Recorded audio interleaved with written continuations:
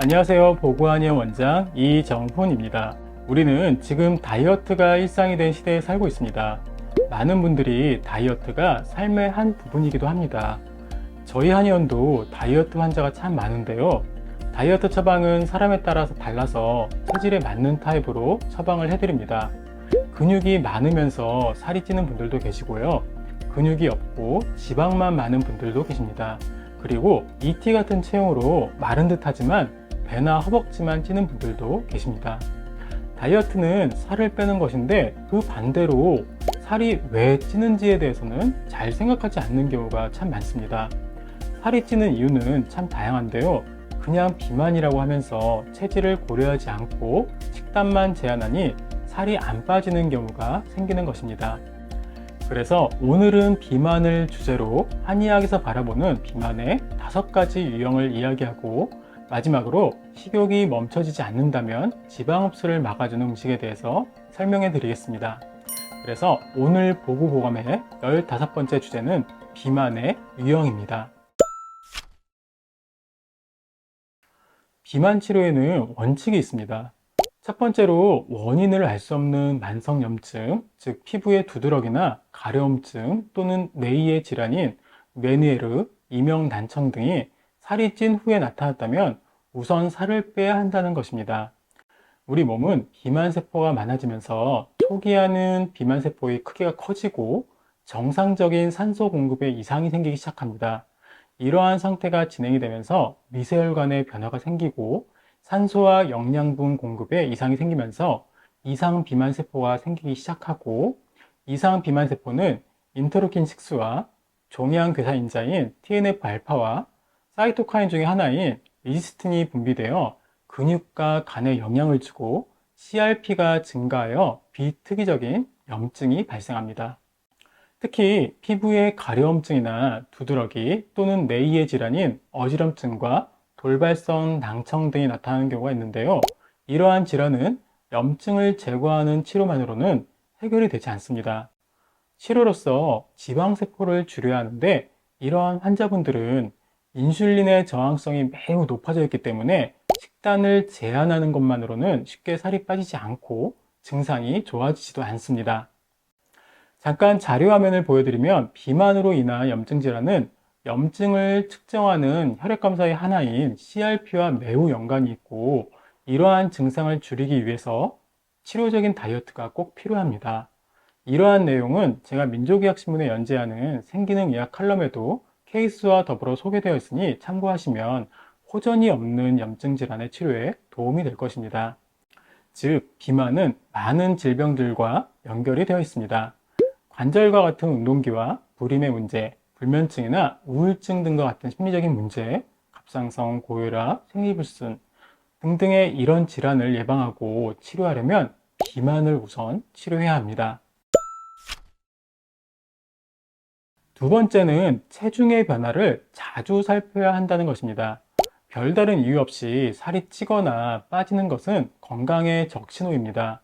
우리 몸은 적정 체중을 유지하려는 습성이 있는데 이를 체중의 셋 포인트라고 합니다. 어느 날 뷔페에 가서 음식을 많이 먹어서 당일에 체중이 1에서 한 2kg 늘어났다 하더라도 그 다음날 식이를 조금 제한을 하면 우리는 원래의 몸무게로 금방 돌아갑니다. 그러나 식사량이 조금씩 늘어나는 대로 우리의 체중이 야금야금 늘어난다면 체중의 셋 포인트가 무너진 것으로 항상성을 유지하는데 문제가 생긴 것입니다. 그러므로 평소에 자신의 적정 체중을 알고 유지해야 합니다. 세 번째는 비만의 원인이 무엇인지 살펴야 합니다. 살이 찌는 이유 중에 하나는 신진대사가 정상적으로 이루어지지 않아서입니다. 신진대사는 몸에 에너지가 들어오면 적정 비율은 사용하고 나머지는 저장하는 기전이 원활히 유지되어야 합니다. 신체가 건강한 상태에서는 신진대사가 자연스럽게 이루어지기 때문에 문제가 없으나 이러한 기능에 문제가 생기면 살이 찌거나 혹은 병이 발생하게 됩니다. 이를 인슐린의 저항성이 커졌다고 합니다. 인슐린의 저항성이 커진 상태에서는 예를 들어서 우리가 100g의 밥을 먹는다면 70g은 쓰고 30g은 저장을 해야 하는데 반대로 30g을 쓰고 70g을 저장하는 기전이 돕니다. 그래서 가뜩이나 음식을 적게 먹는데 에너지 효율이 적어서 살은 안 빠지고 에너지가 적으므로 몸이 매우 피곤한 현상이 나타납니다. 그러므로 인슐린의 저항성을 낮춰주는 치료를 같이 해야 비만을 치료할 수 있습니다. 실제로 많은 환자분들이 적게 드시는데도 살이 안 빠지는 경험을 하는데 이는 인슐린의 저항성이 커진 것이 원인일 수 있습니다. 네 번째는 음식을 꼭꼭 씹어 먹어야 한다는 것입니다. 음식을 빠르게 먹으면 포만감이 늦게 찾아오고 음식을 많이 먹게 되는 결과를 초래합니다. 또한 음식을 꼭꼭 씹어 먹지 않고 빠르게 먹는 습관이 생기면 소화효소가 더 많이 분비됩니다. 그래서 식사 후에 몸이 노곤하고 움직이기도 힘든 것이죠. 밥과 마른 반찬 위주로 꼭꼭 씹어 먹는 습관을 들이면 힘들이지 않고도 살은 조금씩 빠집니다. 저작 과정을 통해서 식욕 억제 호르몬이 나오고 포만감이 빨리 들어서 식사를 자연스럽게 제한하게 됩니다. 그러므로 음식을 삼키기 전에 한 번 더 씹어서 먹는 습관은 우리의 몸을 더욱 날씬하게 만들어줍니다.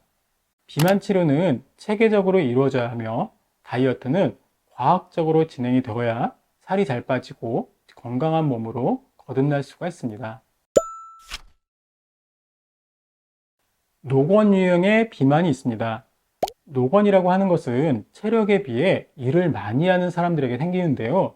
식은땀이 자주 나고 몸에서 열이 나고 입이 마르는데 갈증은 그렇게 심하지 않죠. 팔다리에 기운이 없고 여기저기가 많이 아파요. 또한 목소리가 작아지면서 오래 걸으면 기운이 없어서 다리에 힘이 빠지기도 하죠. 입맛은 별로 없고 그렇다고 식사를 거르면 힘이 빠지고 허기져서 무엇이라도 먹어야 합니다. 이것은 노곤으로 인해서 기가 약해지고 기혈순환이 잘 안 되면서 지방이 쌓인 것입니다.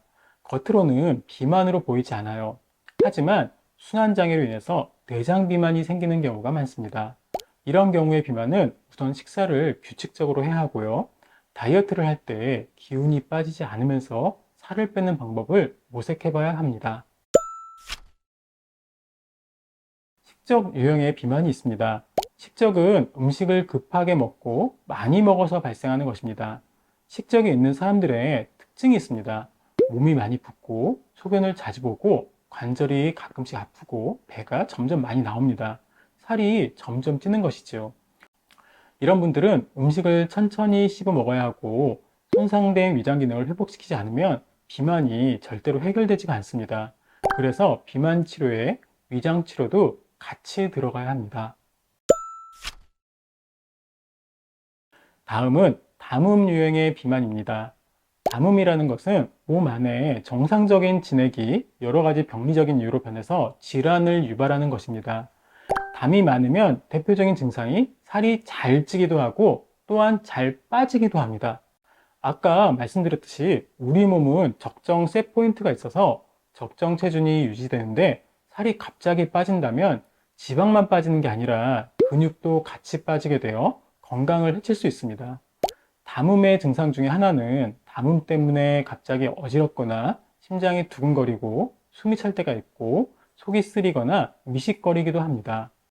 담음에 의한 비만은 체중이 고무줄처럼 변하는 환자분들에게 적용이 되며 이러한 치료를 할 경우 건강을 회복할 수 있습니다.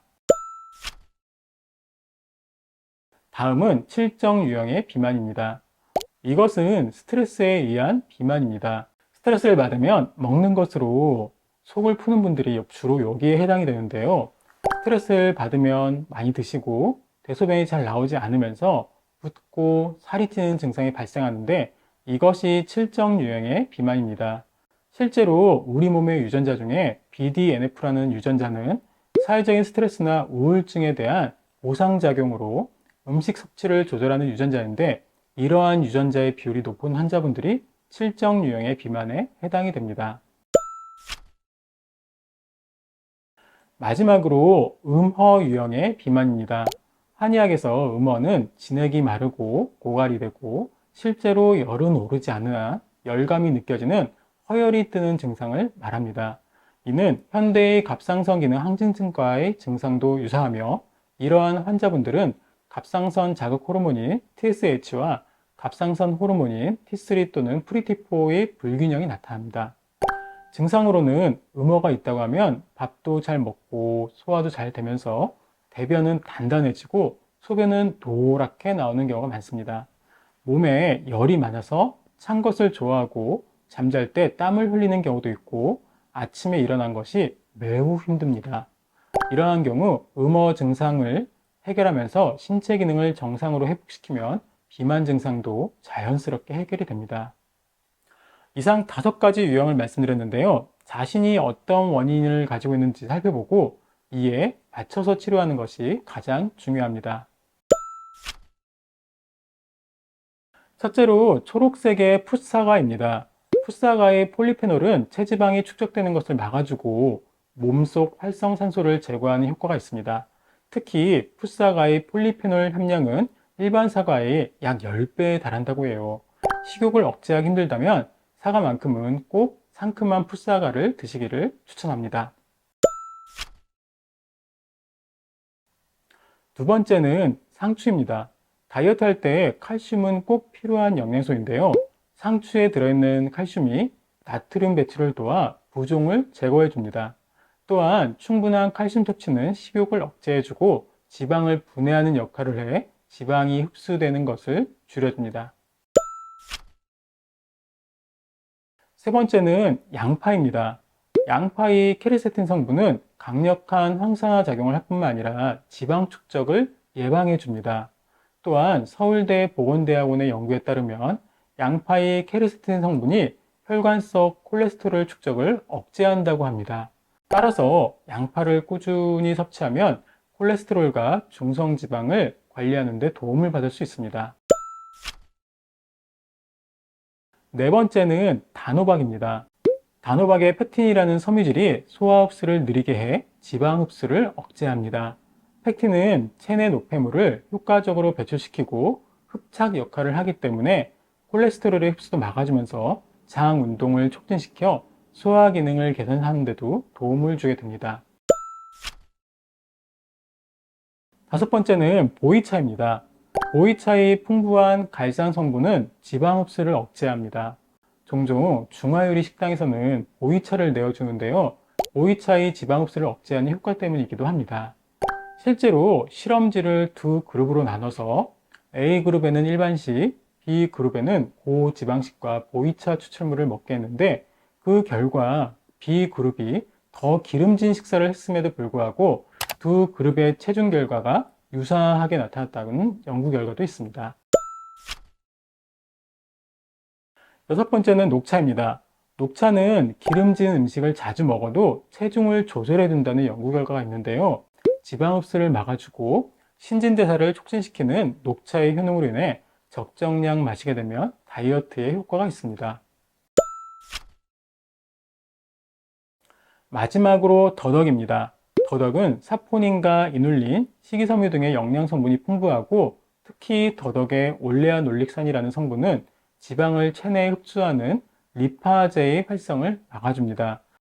그래서 다이어트에 더덕을 무침이나 구이 등의 밑반찬으로 활용해서 체중을 유지할 수도 있습니다.